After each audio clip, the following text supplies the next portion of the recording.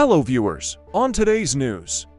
Israel's war cabinet has agreed to send a negotiating team, led by Mossad director David Barna, to Paris on Friday to pursue talks over a potential ceasefire and hostage release deal, an Israeli official said.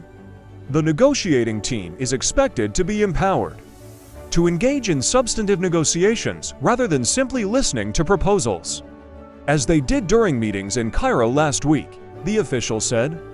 The full Israeli cabinet is expected to vote on the matter overnight to give final approval for the trip.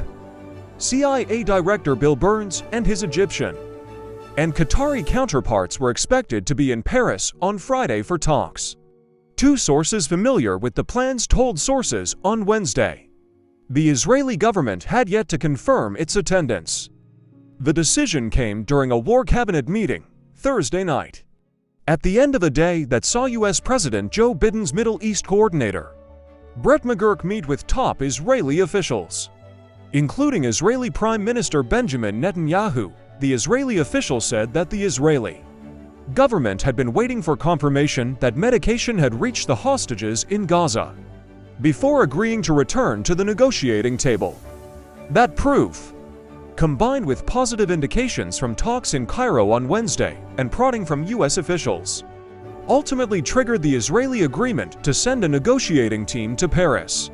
This comes after we reported that the Biden administration is racing against the clock to secure a ceasefire in the Israel-Hamas war before Ramadan next month, with senior U.S. officials believing that the release of Israeli hostages from Gaza is the only plausible way to bring the first pause to the deadly conflict since a 7-day truce in late November. Hamas leaders have been in Cairo this week, meeting with Egyptian officials to try to move the deal forward, after Israeli Prime Minister Benjamin Netanyahu dismissed the most recent series of Hamas proposals as delusional. Among the biggest sticking points people familiar with the talks say were Hamas demands for the release of some 1,500 prisoners in the first phase, for Israeli troops to leave Gaza, and discussions that would lead to a formal end to the war. The first hostage deal in late November saw the return of dozens of hostages taken captive by Hamas on October 7th and a week-long truce. Since the end of that truce 3 months ago, civilian casualty levels in Gaza have continued to soar, as has the global condemnation of Israel's military operation and the political pressure on the Biden administration to call for a permanent end to the war.